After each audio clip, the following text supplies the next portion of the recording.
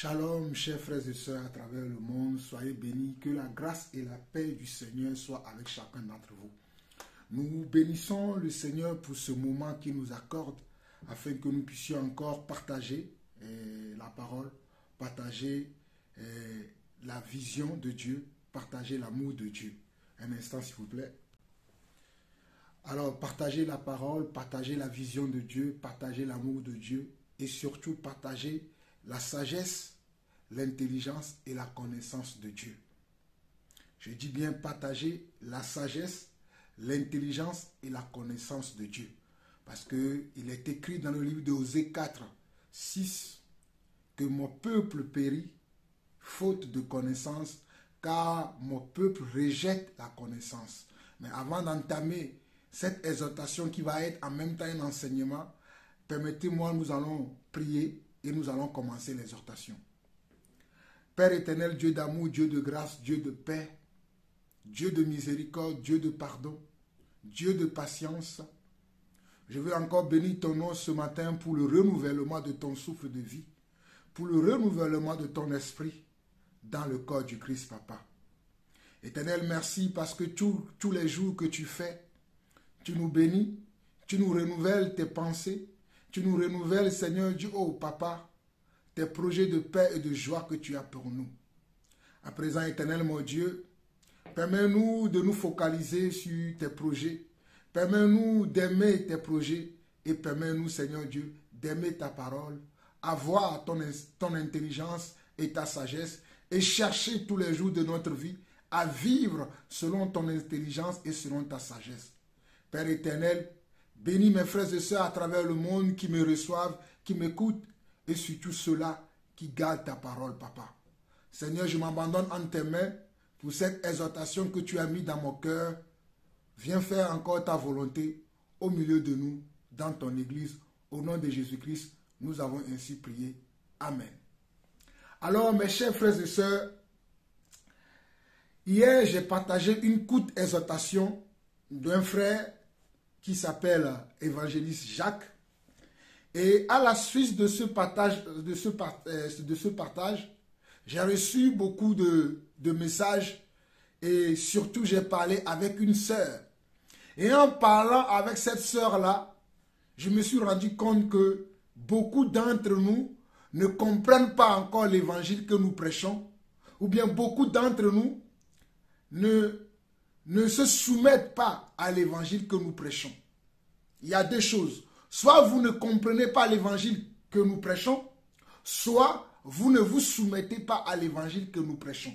Et avant de continuer, j'aimerais vous faire passer en même temps ce message que je vous ai envoyé hier. Et aujourd'hui, nous sommes dans un temps d'exhortation. Je ne vais pas beaucoup lire la parole, peut-être si l'Esprit me conduit à lire, mais je vais beaucoup parler.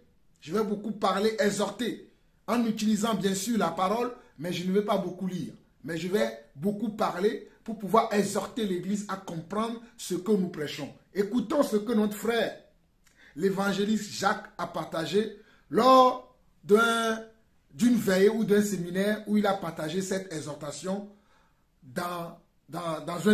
comme je l'ai dit, lors d'un séminaire ou d'une veillée. Je salue au passage le frère Alexandre de Paris qui m'a envoyé ce partage-là, qui m'a envoyé cet audio que moi aussi, à mon tour, j'ai partagé. Écoutez. Les gens sont là, ils blaguent avec les principes divins.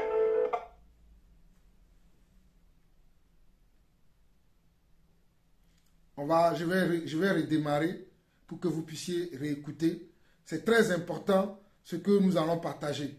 C'est très important que vous suivez parce que il y a beaucoup de gens qui ne comprennent pas ce que nous partageons.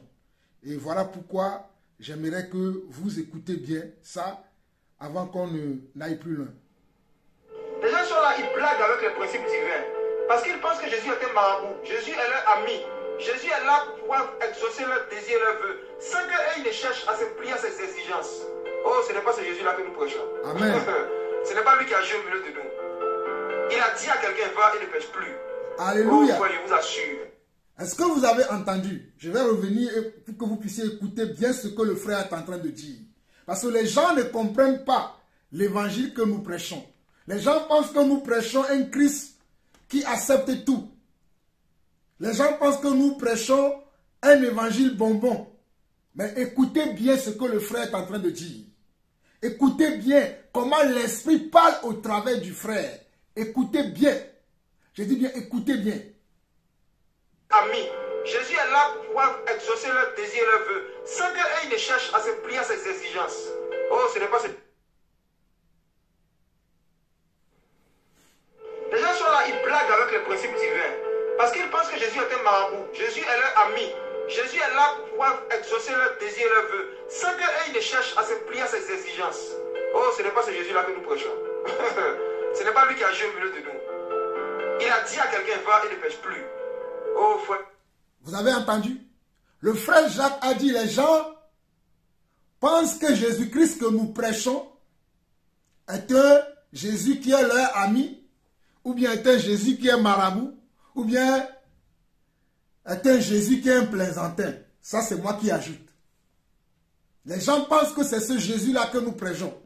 Voilà pourquoi ces gens-là attendent que Jésus se plie à leur volonté. Les gens-là, ils s'attendent que Jésus se plie à leur volonté, mais eux, ils ne veulent pas se plier à la volonté de Jésus. Mais eux, ils veulent. Ils espèrent que le Seigneur Jésus que nous prêchons, le Seigneur Jésus Hamashiach que nous prêchons, que lui, il s'abaisse à leur niveau. Qu'ils acceptent comment? Qu'ils acceptent leur façon de vivre, leur façon de penser, leur façon d'agir, leur manière de faire. Mais eux là, ils ne veulent pas se soumettre à la manière de faire de Jésus. Et le frère dit, ce n'est pas le Jésus que nous prêchons. Le frère dit bien sûr que ce n'est pas le Jésus que nous prêchons. Nous prêchons un Jésus qui nous a donné des exigences, qui nous a donné des commandements, qui nous a donné des prescriptions, qui nous a donné des lois auxquelles nous devons nous soumettre. En d'autres mots, il nous a donné comment? Des directives que nous devons appliquer dans notre vie. Mais les gens ne veulent pas appliquer les directives. Les directives du Seigneur, les gens ne veulent pas l'appliquer. Les commandements, les paroles de Dieu, les gens ne veulent pas l'appliquer, mais ils veulent eux-mêmes appliquer leurs propres paroles. Voilà pourquoi le frère dit, il a dit à quelqu'un, va et ne pêche plus. Il parle ici de la femme adultère. Il parle ici de la femme adultère. Voilà pourquoi il dit, le Seigneur lui a dit, va et ne pêche plus. Réécoutons encore. Nous allons écouter. Continuons à écouter. Les gens sont là, ils blaguent avec les principes divins. Parce qu'ils pensent que Jésus est un marabout. Jésus est leur ami. Jésus est là pour pouvoir exaucer leurs désirs et leurs vœux, sans qu'ils ne cherchent à se plier à ses exigences. Oh, ce n'est pas ce Jésus-là que nous prêchons. Amen. Ce n'est pas lui qui agit au milieu de nous. Il a dit à quelqu'un, va et ne pêche plus. Oh frère, je vous assure, le péché est une porte d'entrée à beaucoup de maladies mystiques. Et quand je dis péché, ce n'est pas seulement le sexe. La haine est un péché. Quand tu prends la décision dans ton cœur de ne pas pardonner quelqu'un de spécifique, quand tu prends la décision dans ton cœur que lui là, peu importe ce qu'il va faire, au nom de Dieu, moi c'est fini. Les comportements commencent à avoir maladie. Le fait de prendre rancune contre quelqu'un, d'identifier la personne, et de dire que peu importe ce que la personne va faire, même s'il demande pardon, tu ne dois pas lui donner miséricorde. Le Seigneur dit, lui il donne miséricorde à ceux qui font miséricorde. Est-ce que vous avez entendu? Le frère dit que puisque les gens ne se soumettent pas aux exigences de Christ, cela peut créer ou peut engendrer beaucoup de problèmes dans leur vie. Que le fait que les gens ne se soumettent pas à la parole de Dieu, c'est un péché. Et le frère explique en disant, il ne parle pas que du péché sexuel, mais il parle de toute forme de péché que nous pouvons avoir dans notre vie, de croyants, de chrétiens, d'église ou de soi-disant frères ou sœurs dans la foi, mais nous pouvons avoir des vices cachés dans nos vies qui sont des péchés. Voilà pourquoi le frère a énuméré quelques-uns de ces péchés, mais la liste ne s'arrête pas là. La liste que le frère a donnée dans ce message-là, la liste du péché ne s'arrête pas là. Parce que c'est la manière dont l'Esprit l'a conduit dans cette exhortation, ce jour-là, lors de cette réunion. Mais la liste du péché est longue. C'est une grande liste. Voilà pourquoi le frère précise qu'il ne parle pas que du péché sexuel. Et il dit que la plupart de ces péchés causent des maladies dans nos vies. Il dit la plupart de ces péchés causent des maladies dans nos vies. Il dit les gens qui ont la rancune, qui ne veulent pas pardonner. Les gens qui ont la rancune, qui ne veulent pas pardonner. Le frère considère que c'est un péché et c'est vrai. C'est ce que nous prêchons. Voilà pourquoi j'ai dit dès le départ, soit vous ne comprenez pas ce que nous prêchons, soit vous ne voulez pas vous soumettre à ce que nous prêchons. Parce que nous disons ce que la parole de Dieu dit. Nous prêchons la volonté de Dieu. Alléluia. Nous disons ce que Yeshua le Messie, ce que Jésus-Christ a enseigné d'abord aux apôtres et que les apôtres nous ont transmis. C'est le même message que nous prêchons. Réécoutons encore. C'est très important cette exhortation. Réécoutons. Tombe maladie. Le fait de prendre rancune contre quelqu'un, d'identifier la personne et de dire que peu importe ce que la personne va faire, même s'il demande pardon, tu ne vas pas lui donner miséricorde. Amen. Le Seigneur dit, lui donne miséricorde à ceux qui font miséricorde. Amen. Il y a des personnes ici, vous avez décidé dans votre cœur que même si certaines personnes reviennent vers vous, vous demandez pardon pour des choses qu'ils vous ont fait, vous n'allez pas accepter leur pardon. Hey, vous êtes dans le péché actuellement. Et vous pouvez avoir des maladies qui vont durer dans vos vies. On va prier pour vous, on va verser l'huile l'onction sur votre tête, vous ne serez jamais guéri. Jamais. Dieu fait miséricorde à ceux qui font miséricorde. Nous tous, en tant que des pécheurs, on n'a pas le droit de condamner un autre pécheur. On n'a même pas ce droit-là. On n'a pas ce droit, peu importe ce qu'il nous a fait. On n'a pas ce droit. En tant que des pécheurs, on n'a pas le droit de se venger contre un pécheur qui nous a fait du mal. On n'a pas ce droit. Dans toute la Bible, il y a un seul être qu'on appelle le vengeur. C'est Dieu. Depuis la scène. Vous avez compris? Là, j'aimerais bien m'expliquer. Parce que c'est là où le diable vient vous expliquer ce que nous disons et que vous comprenez que nous vivons dans la légèreté ou que nous acceptons la légèreté. Le frère dit que Dieu est un Dieu de miséricorde. Et comme notre Dieu que nous servons est un Dieu de miséricorde et que Dieu a dit, soyez comme saints comme moi, faites comme moi, nous devons aussi pratiquer la miséricorde. Il dit, beaucoup d'entre nous, nous ne pratiquons pas la miséricorde. Or, le Seigneur a dit, à celui qui fait miséricorde, il obtiendra aussi miséricorde. Celui qui accorde la miséricorde recevra aussi la miséricorde. Et le Seigneur dit, il y a même des gens qui vous ont fait du tort. Hein? Il y a des gens qui vous ont fait du tort. Le frère dit, il y a des gens qui vous ont fait du tort. Il y a des gens qui vous ont fait mal. Mais que vous avez décidé dans votre cœur que vous n'allez pas les pardonner. C'est-à-dire que vous n'allez pas leur accorder votre miséricorde. Vous avez même décidé que si la personne un jour vient vous voir pour vous demander pardon, vous ne lui accorderez pas votre miséricorde. Et beaucoup d'entre nos frères et sœurs à travers le monde sont dans cette situation aujourd'hui, le non-pardon. Ils n'aiment pas pardonner les gens. Ils aiment garder rancune. Certains même veulent se venger. Ils veulent la chute de leurs frères. Ils veulent la chute de leurs sœurs. Ils veulent la chute de leur, de leur semblable.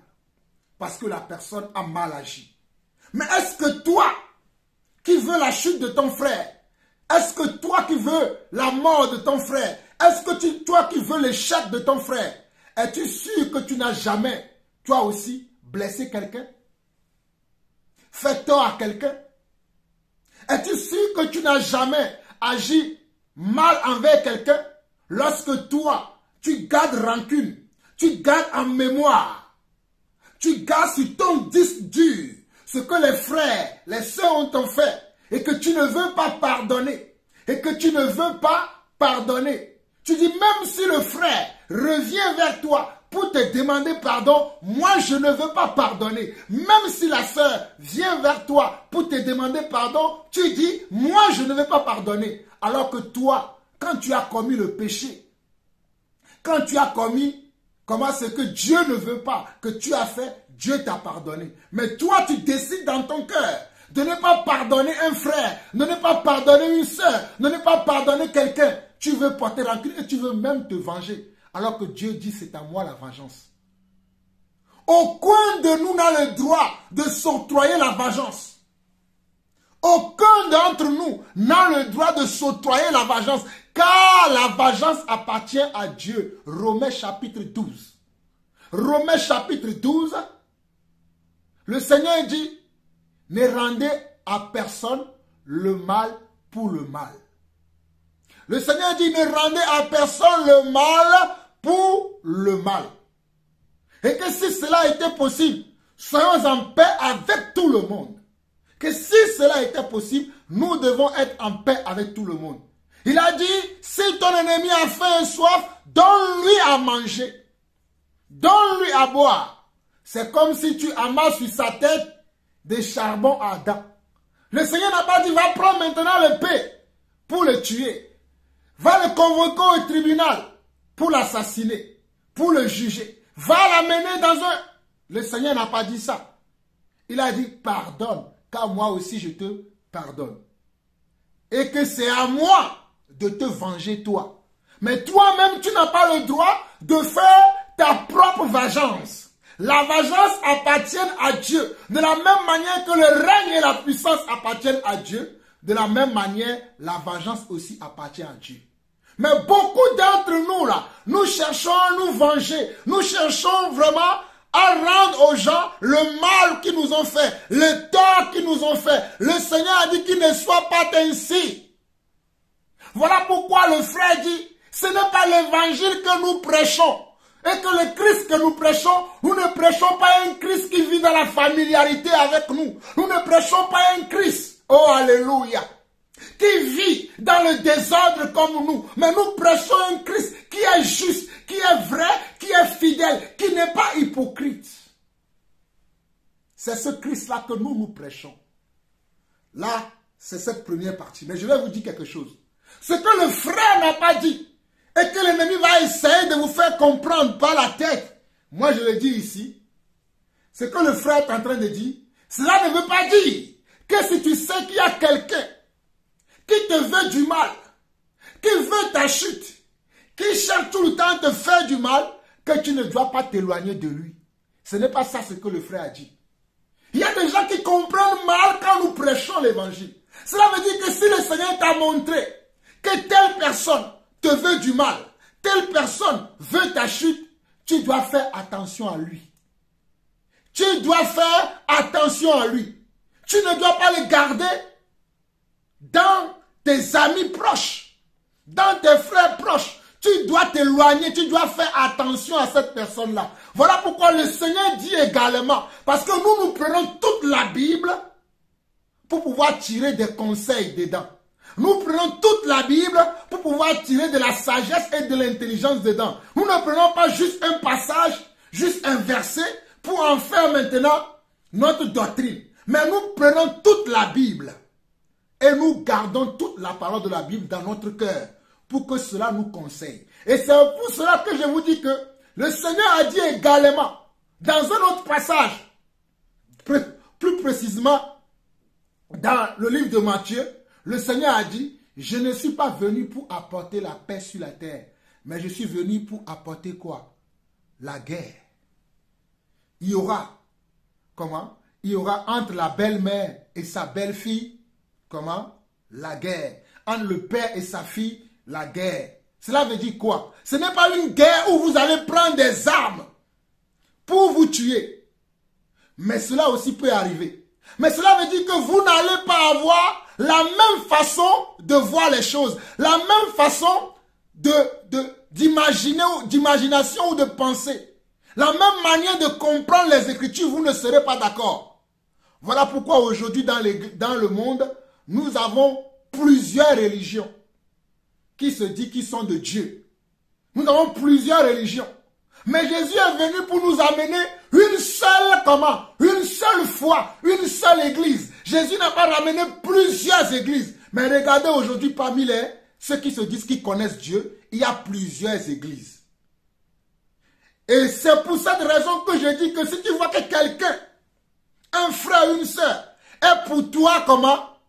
Une occasion de chute, tu dois t'éloigner de lui.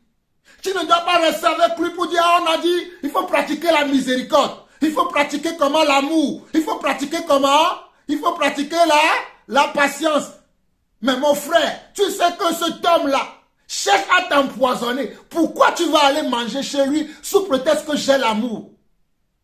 Pourquoi tu vas aller t'asseoir avec lui sous prétexte que tu as l'amour et que tu as la miséricorde? Voilà pourquoi j'explique bien ce que nous prêchons. Pour que vous compreniez l'évangile que nous prêchons. Nous ne prêchons pas un évangile qui va vous amener à la mort. Mais nous prêchons plutôt un évangile qui va vous amener à la vie. Alléluia. Car Christ a dit, je suis venu pour vous donner la vie et la vie en abondance. Mais la plupart d'entre nous, soit nous ne comprenons pas ce que Christ dit, soit nous n'obéissons pas à l'entièreté ou à la totalité de ce que Christ dit. Christ dit, faites attention à ton ennemi. Dans Matthieu chapitre 10, il dit, soyez prudents. Le chrétien doit être prudent. Le croyant doit être prudent. L'enfant de Dieu doit être prudent. Il ne doit pas aller comme ça, aveuglement comme ça, marcher dans l'aveuglement. Tout le monde, tout est beau. Oh, tout est beau, tout est saint. Hé, attention, tout n'est pas beau, tout n'est pas saint. Tout n'est pas bon et tout n'est pas saint. Il y a des gens qui sont sales au milieu de nous. Il y a de la saleté au milieu de nous. Nous avons des frères sales. Nous avons des sœurs sales. Nous avons des frères qui ont des pensées sales et nous avons des sœurs qui ont des pensées sales à notre sujet et au sujet du Seigneur. Voilà pourquoi le Seigneur dit, soyez prudents. Voilà pourquoi le Seigneur dit, je ne suis pas venu pour apporter la paix. Et que chacun d'entre nous doit se charger de sa croix. Certes, nous devons pratiquer la miséricorde si un frère ou une sœur nous fait du tort, mais n'oublions pas aussi que nous devons être prudents. Nous devons être prudents. Le Seigneur dit dans Matthieu chapitre 10, il dit quoi? Soyez prudents, soyez simples, comme des colombes. Le Seigneur n'a-t-il pas dit ça? Aujourd'hui, sous prétexte que nous avons l'amour, c'est ça que les gens ne comprennent pas. Oui, parce que j'ai l'amour, ils voient quelqu'un qui ne connaît pas. Quelqu'un qui ne connaît pas, qui dit oui, je suis un frère, je suis un serviteur de Dieu. Vous commencez à lui parler de votre vie, de toute votre histoire. Mais il faut que vous ayez d'abord une attestation dans le cœur que celui-là c'est mon frère, que celui-là c'est ma soeur. Il faut que vous voyez d'abord ses œuvres et vous comparez ses œuvres pour voir si ces œuvres-là sont dignes. Parce que n'oubliez pas que le Seigneur nous a dit dans Ephésiens chapitre 2, le verset 10, que Dieu a préparé d'avance les œuvres justes afin que nous, les enfants de Dieu, nous les pratiquions. Dieu a préparé d'avance, avant de nous appeler, avant de nous élire, avant de faire de nous des saints, avant de faire de nous des élus, avant de faire de nous des rachetés, alléluia. Dieu a préparé d'avance des œuvres justes et dignes afin que nous, vous et moi, nous les pratiquions. Donc lorsque tu rencontres un frère, lorsque tu rencontres une sœur, tu dois t'assurer que le frère ou la sœur, il a les œuvres justes dans sa vie. C'est en cela que tu peux avoir le cœur tranquille et dire, celui-ci, c'est mon frère, celui-ci, c'est ma soeur.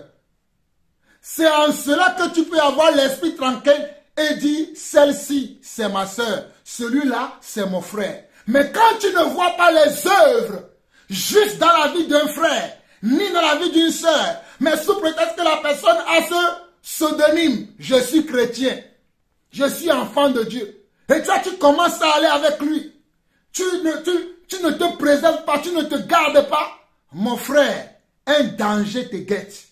Voilà pourquoi Paul dira dans le livre de 1 Corinthiens chapitre 5, il dit, je vous ai dit de ne pas avoir de relation avec les frères qui vivent dans la débauche, qui vivent comme des impudiques, qui vivent comme des malfrats, qui vivent comme des voleurs, des menteurs.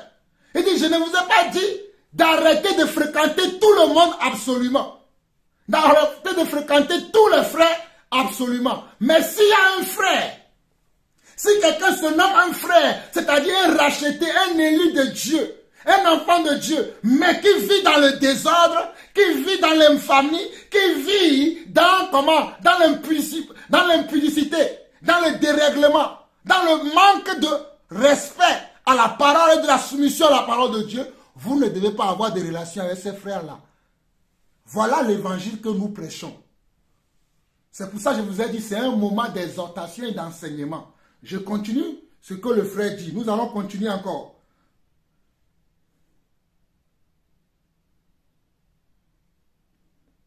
À ceux qui font miséricorde. Il y a des personnes ici, vous avez décidé dans votre cœur que même si certaines personnes viennent vers vous, vous demandez pardon pour des choses qui vous ont fait, vous n'allez pas accepter le pardon. Mais vous êtes dans le péché actuellement.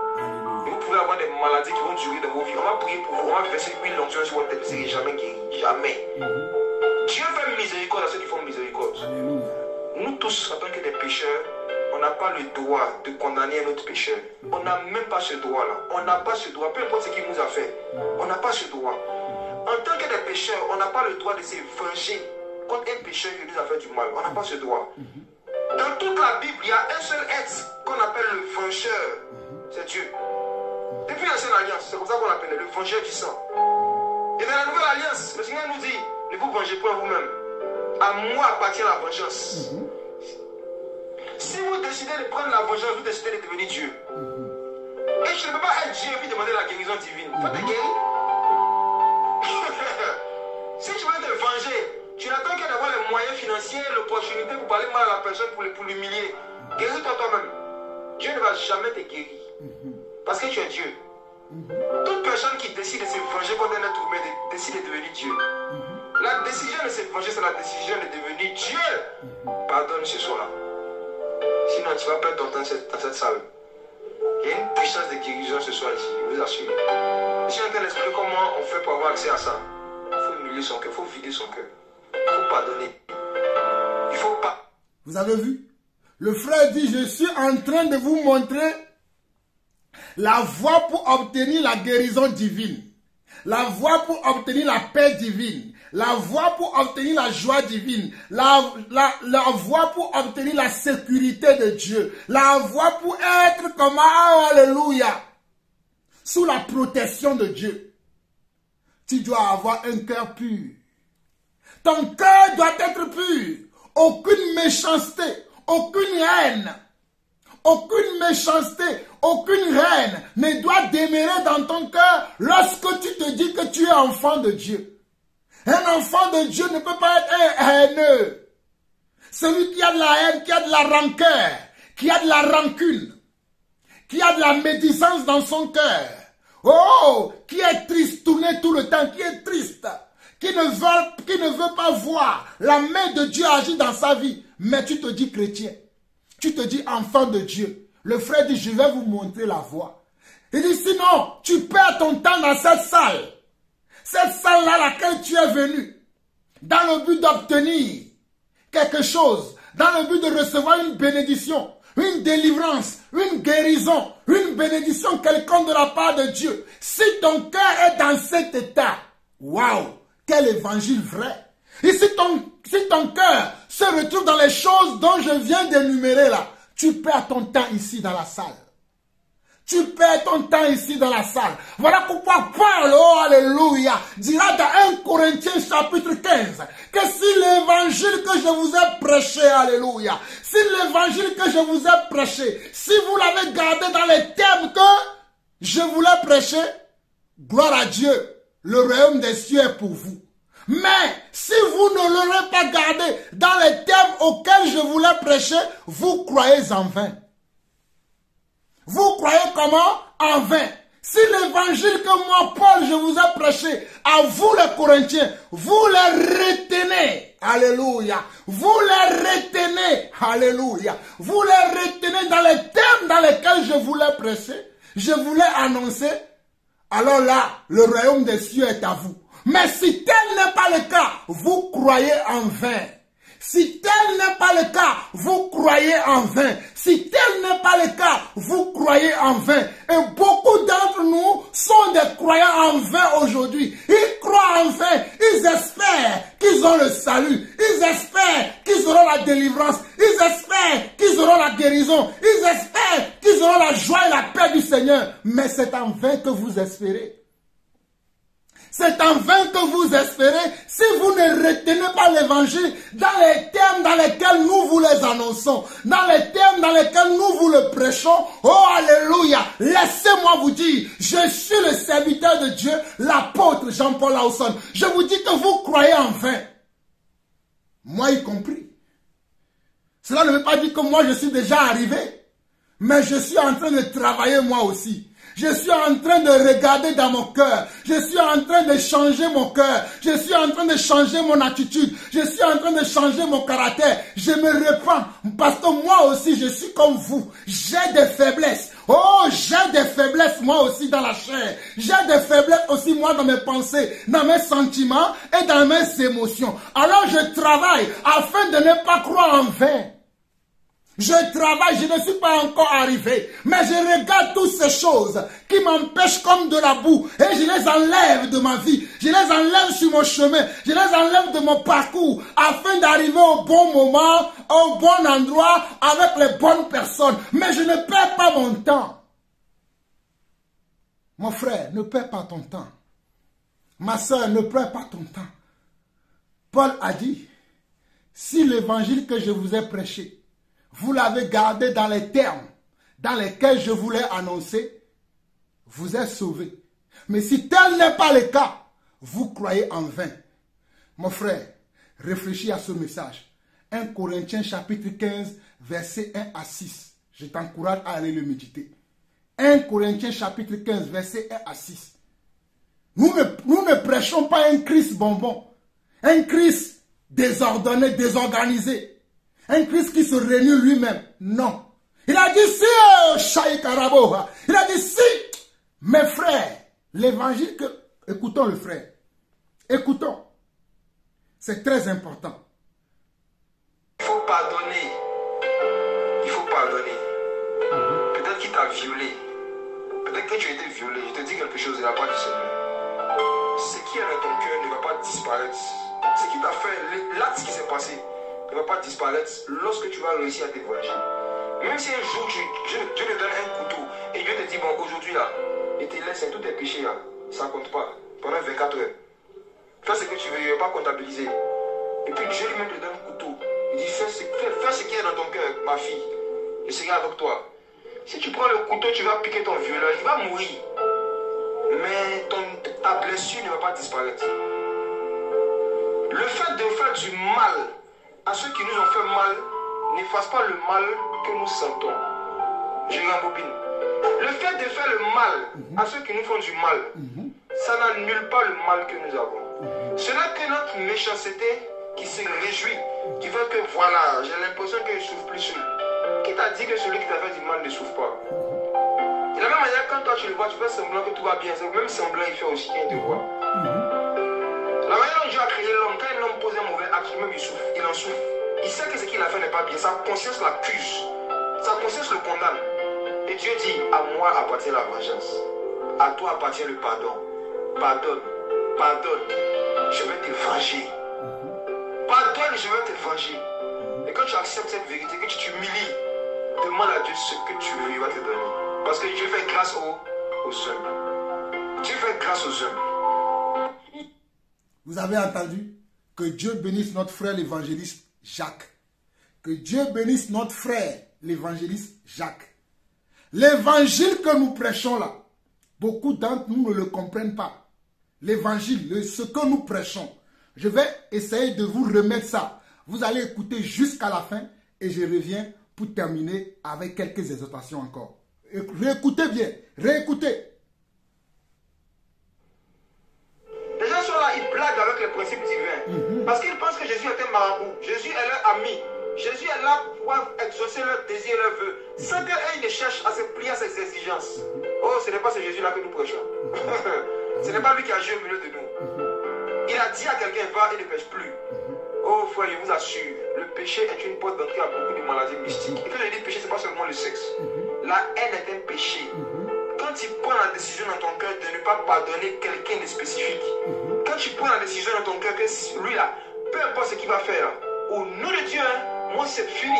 Les comportements commencent à avoir maladie. Le fait de prendre rancune contre quelqu'un, d'identifier la personne et de dire que peu importe ce que la personne va faire, même s'il demande pardon, tu ne vas pas lui donner miséricorde. Le Seigneur dit, lui donne miséricorde à ceux qui font miséricorde. Il y a des personnes ici, vous avez décidé dans votre cœur que même si certaines personnes reviennent vers vous, vous demandez pardon pour des choses qui vous ont fait, vous n'allez pas accepter le pardon. Hey, vous êtes dans le péché actuellement. Et vous pouvez avoir des maladies qui vont durer dans vos vies. On va prier pour vous, on va verser l'huile l'onction sur votre tête, vous ne serez jamais guéri. Jamais. Dieu fait miséricorde à ceux qui font miséricorde. Nous tous, en tant que des pécheurs, on n'a pas le droit de condamner un autre pécheur. On n'a même pas ce droit-là. On n'a pas ce droit, peu importe ce qu'il nous a fait. On n'a pas ce droit. En tant que des pécheurs, on n'a pas le droit de se venger contre un pécheur qui nous a fait du mal. On n'a pas ce droit. Dans toute la Bible, il y a un seul être qu'on appelle le vengeur. C'est Dieu. Depuis l'ancienne alliance, c'est comme ça qu'on l'appelait, le vengeur du sang. Et dans la nouvelle alliance, le Seigneur nous dit, ne vous vengez pas vous-même. À moi appartient la vengeance. Si vous décidez de prendre la vengeance, vous décidez de devenir Dieu. Et je ne peux pas être Dieu et puis demander la guérison divine. Faut te guérir. Si tu veux te venger, tu n'attends que d'avoir les moyens financiers, l'opportunité pour parler mal à la personne, pour l'humilier. Guéris-toi toi-même. Dieu ne va jamais te guérir. Parce que tu es Dieu. Toute personne qui décide de se venger contre un être humain décide de devenir Dieu. La décision de se venger, c'est la décision de devenir Dieu. Pardonne ce soir. Sinon, tu vas perdre ton temps dans cette salle.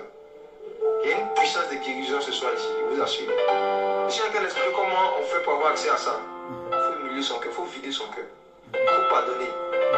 Il faut pardonner. Il faut pardonner. Peut-être qu'il t'a violé. Peut-être que tu as été violé. Je te dis quelque chose de la part du Seigneur. Ce qui est dans ton cœur ne va pas disparaître. Ce qui t'a fait, l'acte qui s'est passé, ne va pas disparaître lorsque tu vas réussir à te venger. Même si un jour Dieu te donne un couteau et Dieu te dit, bon, aujourd'hui là, et te laisse tous tes péchés là, ça ne compte pas pendant 24 heures. Fais ce que tu veux, il ne va pas comptabiliser. Et puis Dieu lui-même te donne un couteau. Il dit, fais ce qui est dans ton cœur, ma fille. Je serai avec toi. Si tu prends le couteau, tu vas piquer ton violeur, il va mourir. Mais ta blessure ne va pas disparaître. Le fait de faire du mal à ceux qui nous ont fait mal n'efface pas le mal que nous sentons. Je rembobine. Le fait de faire le mal à ceux qui nous font du mal, ça n'annule pas le mal que nous avons. Ce n'est que notre méchanceté qui se réjouit du fait que voilà, j'ai l'impression que je ne souffre plus seul. Qui t'a dit que celui qui t'a fait du mal ne souffre pas? De la même manière, quand toi tu le vois, tu fais semblant que tout va bien. C'est même semblant, il fait aussi qu'il te voit. La manière dont Dieu a créé l'homme, quand l'homme pose un mauvais acte, lui-même il souffre, il en souffre. Il sait que ce qu'il a fait n'est pas bien. Sa conscience l'accuse. Sa conscience le condamne. Et Dieu dit, à moi appartient la vengeance. À toi appartient le pardon. Pardonne. Pardonne. Je vais te venger. Pardonne, je vais te venger.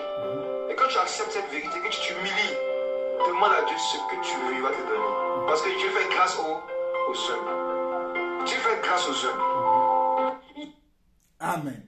Amen. J'espère que maintenant, vous avez bien compris. Si vous n'avez pas compris, écoutez-moi dans cette dernière partie. Le frère Jacques nous dit, l'évangéliste, notre frère Jacques nous dit, certains pensent que Jésus-Christ est leur ami, est leur petit copain. Ils peuvent le tourner dans tous les sens.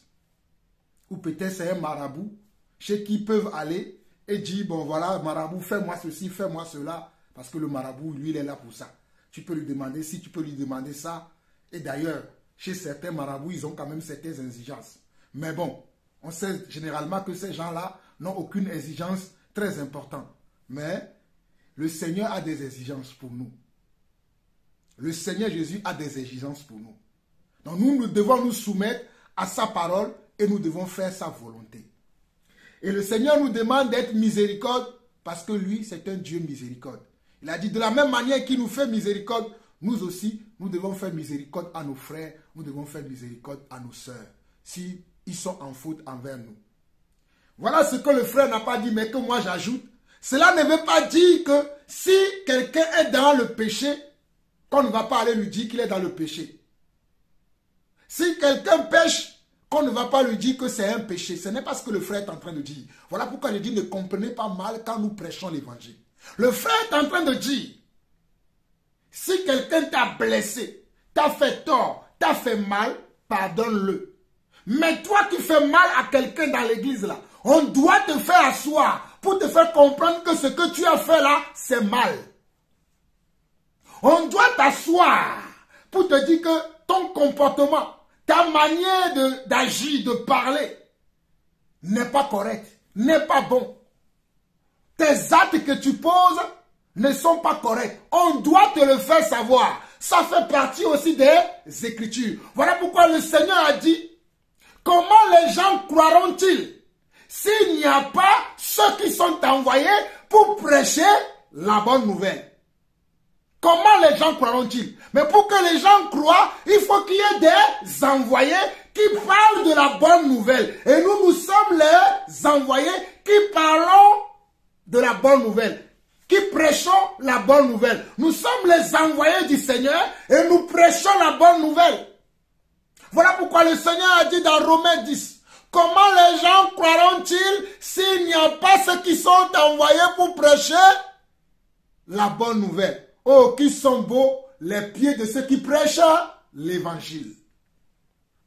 Il faut qu'il y ait des prédicateurs, mais des prédicateurs qui annoncent l'évangile comme Dieu voudrait que cela soit annoncé. Pas les prédicateurs qui annoncent comment des choses qui ne concernent pas le royaume des cieux. Pas des prédicateurs qui annoncent des choses qui ne concernent que leur ventre et leur bas-ventre et leur poche. Mais des vrais prédicateurs. Des prédicateurs qui vont faire que lorsque tu vas entendre l'évangile, que ton cœur va être bouleversé, que tes pensées vont être chamboulées. Tu vas commencer à te poser de réelles questions. Tu vas commencer à te poser de vraies questions. Mais tu ne vas pas te plaire dans le péché. Tu ne vas pas te plaire comment? Dans la non-soumission. Tu ne vas pas te plaire dans les bassesses là. Ce sont ces prédicateurs là que nous devons chercher. Ce sont ces envoyés de Dieu là que nous devons chercher. Et ces envoyés de Dieu ont le devoir de vous faire asseoir et de vous dire, mon frère, il n'était pas permis d'agir de telle sorte. Ma soeur, il n'était pas permis de parler de telle manière. Souvenez-vous de David. David a commis comment? Un grand péché à son époque.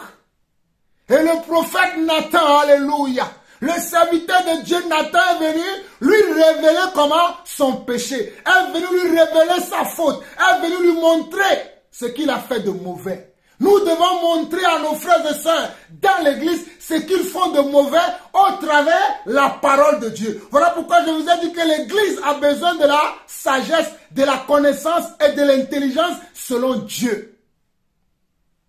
David, qui a regardé par sa fenêtre une femme qui prenait son bain, et puis que dans sa tête là, il a commencé à avoir des pensées. Ces pensées-là l'ont poussé à aller coucher avec la femme. Après, il se rend compte que c'est la femme d'Uri. Alors, il envoie Uri à la guerre pour que Uri soit tué. Une fois que Uri est tué, il a pris la femme parce que quand il a couché avec la femme est tombée enceinte. Il s'est dit, ah, si cette femme-là accouche, son mari saura qu'elle l'a trompé. Mais elle a trompé avec qui? L'histoire va remonter jusqu'à moi. Donc il a commencé comment? A dit, ah, il faut que cette histoire-là ne soit pas révélée. Alors il va faire quoi? Il va envoyer Uri à la guerre pour que Uri soit tué, pour que ce péché-là ne soit pas découvert. Mais on ne trompe pas Dieu. Malgré toutes ces choses que David a fait là. Oh, Shaikoroba. Rondoma ikamande, mandori manda yarahaya. Seigneur, reçois la gloire. Seigneur, reçois la gloire parce que tu es Dieu, papa.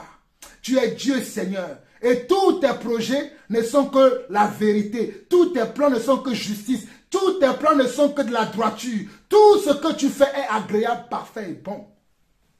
Mais Dieu a révélé à quelqu'un qui n'était pas là. Oh, alléluia. Qui s'appelle Nathan.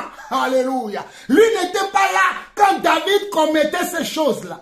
Quand David avait ces pensées-là, Nathan n'était pas là. Mais le Dieu d'Abraham, d'Isaac et de Jacob, le Dieu, alléluia, de Joseph, le Dieu de Daniel, le Dieu qui voit dans les secrets, le Dieu qui voit tout dans les secrets, a révélé ce péché à Nathan. Et Nathan est parti voir David. Il vient lui raconter une histoire. Oh, tu sais, roi David, toi que nous aimons, toi que nous préférons, il y a dans ton royaume un homme qui a plusieurs brebis. Mais il y a un autre homme dans ton royaume qui n'a qu'une seule brebis. Mais celui qui a plusieurs brebis est parti prendre la brebis de celui qui a une seule brebis. Et il lui a pris sa brebis. David a dit, dis-moi qui a fait cela. Et je vais lui rendre la monnaie de sa pièce. David a dit, dis-moi celui qui a fait cela. Oh, Shaikaba. Mandori Bayaha. David a dit, dis-moi celui qui a fait cela. Et je vais lui rendre la monnaie de sa pièce. Nathan a dit, calme-toi David. Celui qui a fait cela, c'est toi-même. Celui qui a fait cela, c'est toi-même. Alors David s'est souvenu de comment il a manigancé ce péché dans son cœur. Voilà pourquoi la Bible nous dit dans le livre de Jacques chapitre 1. La Bible nous dit dans le livre de Jacques chapitre 1 que Dieu ne peut tenter personne. Et Dieu ne tente lui-même personne. Mais si nous sommes tentés par la convoitise qui est dans notre cœur. Et cette convoitise-là, si nous ne la traitons pas, elle va engendrer un péché. Et si le péché a consommé, c'est la mort qui nous attend. La séparation avec Dieu. Et si le péché a consommé, c'est la mort qui nous attend. Regardez, la convoitise de David l'a amené à commettre comment? De l'impudicité, de l'adultère. Et de l'adultère, il est devenu un meurtrier. Regardez, la convoitise. Ce que tes yeux ne doivent pas voir et qu'ils ont vu. Voilà pourquoi je vous ai dit que le Seigneur nous met dans un cadre. Il veut que nous restions dans sa volonté. Il veut que nous soyons prudents. Tu promènes tes regards vont tomber sur une chose que tu ne dois pas voir. Mais tu changes de direction. Tu ne regardes plus dans la même direction. Si tu regardais devant, mais regarde maintenant à gauche. Si tu regardais à gauche, regarde maintenant à droite. Si tu regardais à droite, peut-être tourne-toi derrière, regarde derrière, ou bien change carrément d'endroit. Mais nous préférons rester, continuer à regarder, jusqu'à ce que cela engendre, oh alléluia, un péché en nous, et nous commettons ce qui n'est pas juste. Et après nous demandons, Seigneur, comment tu n'agis pas dans ma vie? Comment je suis là, je suis malade? Comment je suis stérile? J'ai des enfants qui n'avancent pas. Comment? Le péché a des conséquences sur notre vie. Même si Dieu te pardonne le péché, mon frère, même si Dieu te pardonne le péché, ma soeur, tu auras des conséquences néfastes dans ta vie. Même si Dieu va te pardonner ce péché, va te pardonner cette iniquité, tu auras des conséquences. David, le jour-là, quand Nathan lui a parlé, alléluia, David a pleuré, alléluia. David a pris des jours de jeûne, la Bible déclare. David a pris des jours de jeûne parce qu'il a vu son mal. Oh, alléluia. Voilà pourquoi David était un homme selon le cœur de Dieu. Voilà pourquoi David était un homme selon le cœur de Dieu. Parce que c'est un homme qui sait reconnaître sa faute. Il ne s'enorgueillit pas dans la faute. Il ne devient pas comment un orgueilleux dans la faute. Mais il est humble, il s'humilie.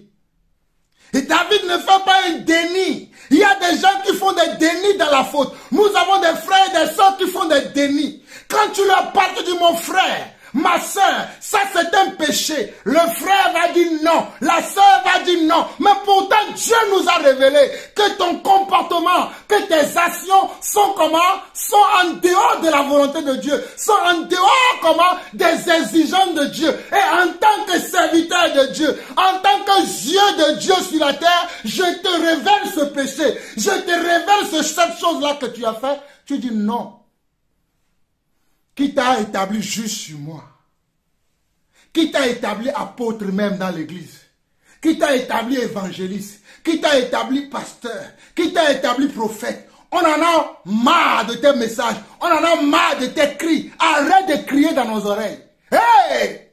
Génération perverse et méchante, vous allez m'entendre crier, car je suis la voix qui crie dans le désert pour aplanir les sentiers du Seigneur. Je suis le serviteur de Dieu pour pour un temps comme celui-ci, afin d'annoncer la vertu de notre Dieu.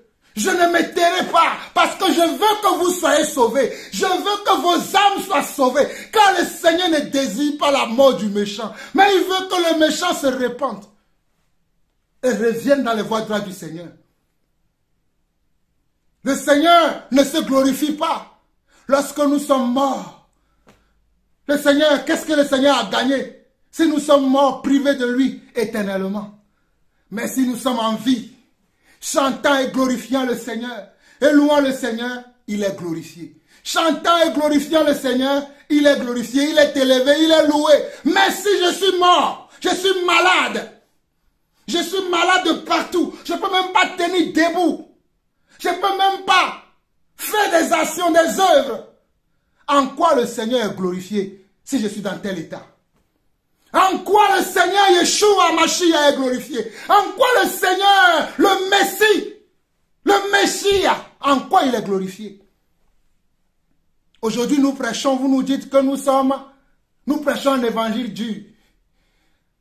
Vous ne lisez pas la parole de Dieu. Hein? Allez regarder dans Jean chapitre 6. J'ai dit aujourd'hui je ne vais pas vous lire. Je vais exhorter comme ça. La parole elle est déjà dans mon cœur. C'est pour vous que je vous lis les choses là souvent. Mais aujourd'hui, je ne lis pas. Lisez vous-même. Dans Jean 6, Jésus a parlé, il a dit qui il est. Mangez ma chair, buvez mon sang. Il a fait toutes les paroles. Les gens ont dit, cet évangile est dur. Les gens ont dit, cet évangile est dur. Qui peut écouter cet évangile? Et ils ont quitté le Seigneur. Ils se sont levés, ils sont partis. Ils ont dit, cet évangile est dur. Vous pensez que ce que vous faites aujourd'hui, c'est du nouveau pour moi? Pour moi, Jean-Paul Lawson, ce que vous faites aujourd'hui, il n'y a rien de nouveau sous le soleil. Ce qui a été, c'est ce qui est, ce qui sera. Il n'y a rien de nouveau que vous faites. Ou moi, je suis là, je suis étonné. Non. C'est quand j'étais jeune dans la foi que vous pouvez m'étonner. Mais aujourd'hui, là, je suis un adulte spirituel. Vous ne pouvez plus m'étonner. Je connais ces choses. J'ai revu. Ce disque-là, je l'ai joué moi-même. Et on me l'a joué plusieurs fois. Le disque est rayé. Vous ne pouvez plus me le faire à l'envers. Nous ne pouvons plus le faire à l'envers au Seigneur. Le Seigneur nous rappellera sa parole. Il a dit, j'ai envoyé comment? Mes serviteurs. Vous tuerez les uns dans vos temples. Vous battrez les eaux de verge ou dans vos sanctuaires. Mais n'oubliez pas que je reviens bientôt, très bientôt, pour donner à chacun selon son œuvre. Pour donner à chacun selon son œuvre. Il y aura un jugement dans l'église. Ne pensez pas qu'il n'y aura pas de jugement. Les gens disent que je suis sauvé pour toujours. Tu as oublié, alléluia,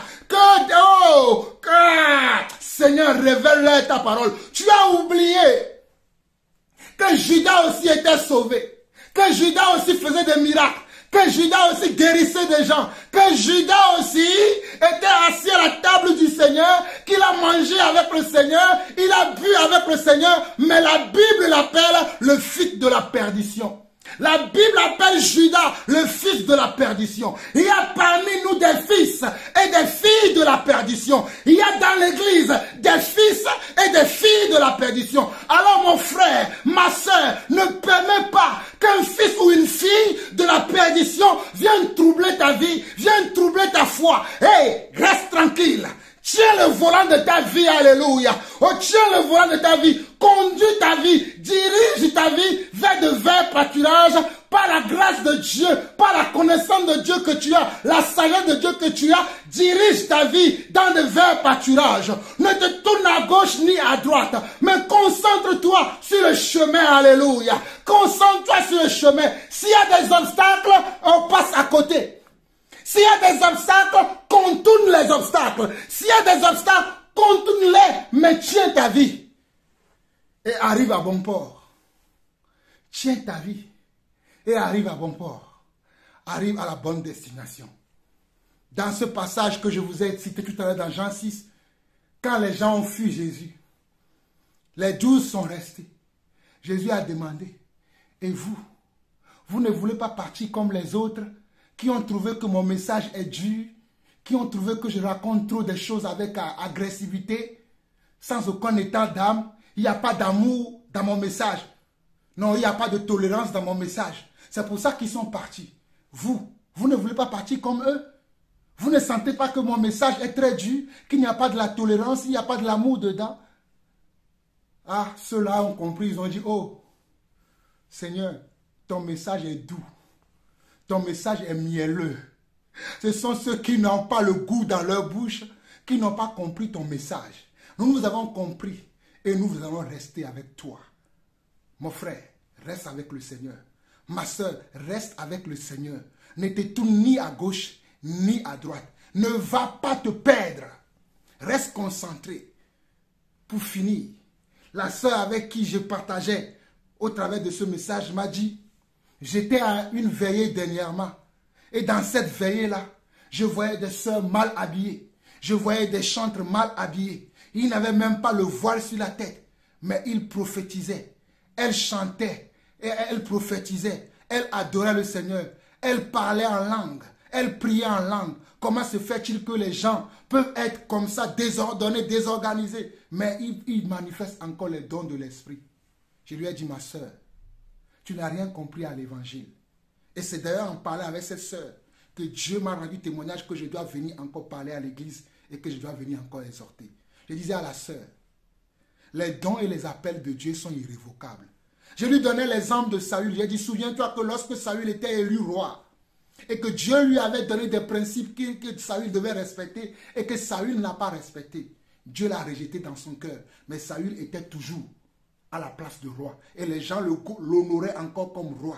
Il faisait toutes ses activités toujours comme un roi. Mais pourtant, il y avait le jeune David qui avait été oint déjà en cachette comme roi pour le suicider, pour le remplacer. Alors mes frères, chers frères et sœurs, faites attention aux dons que Dieu nous a donnés. Faites attention aux grâces que Dieu nous a données. Que la grâce de Dieu dans ta vie, que le don que Dieu t'a octroyé ne te trompe pas lorsque tu es pécheur, lorsque tu es dans le déni du péché. Ne sois pas dans le déni du péché.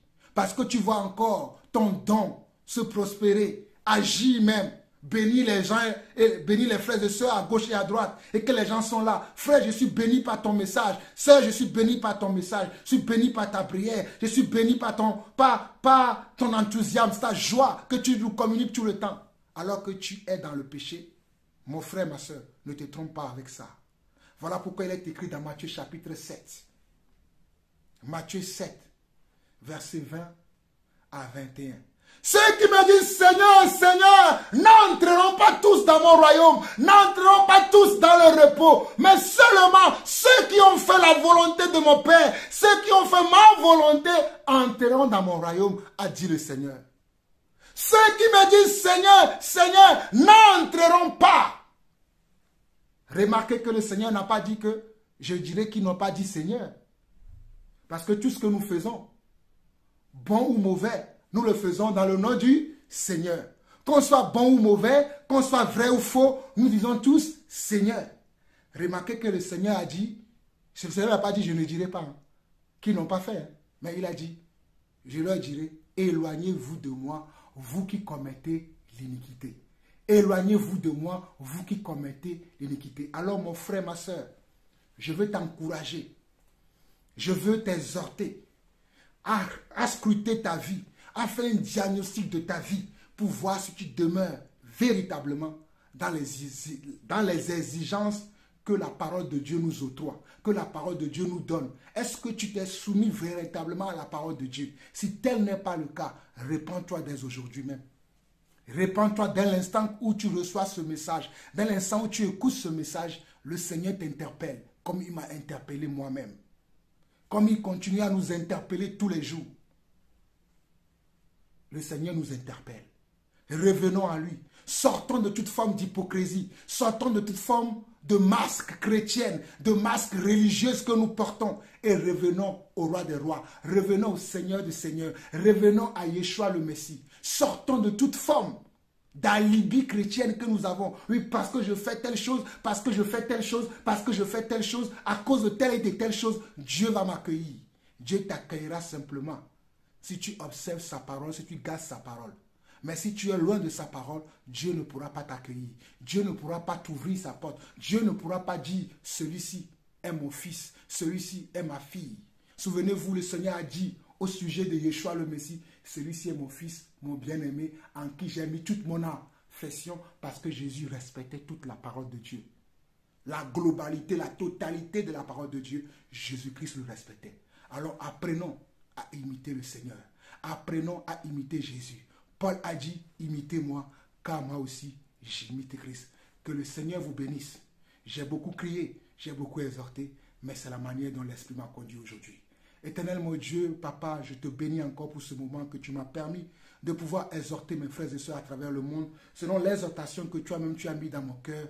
Éternel mon Dieu, je prie maintenant pour mes frères et sœurs à travers le monde, que Seigneur, ils puissent venir à toi et que tu puisses leur accorder ton pardon et que tu puisses leur donner ton assurance afin qu'ils continuent maintenant à marcher véritablement dans tes voies comme tes dignes fils et tes dignes filles. Qu'ils ne sortent plus jamais de ta volonté, qu'ils ne sortent plus jamais, Seigneur Dieu, de tout ce que toi tu veux que nous pratiquons comme ta parole, Papa. Père, nous t'aimons comme toi tu nous aimes. Merci encore pour ton amour et merci encore pour toutes ces réprimandes que tu nous fais. Reçois la gloire au nom de Jésus-Christ. Amen. Shalom, shalom, shalom à vous tous. Shalom.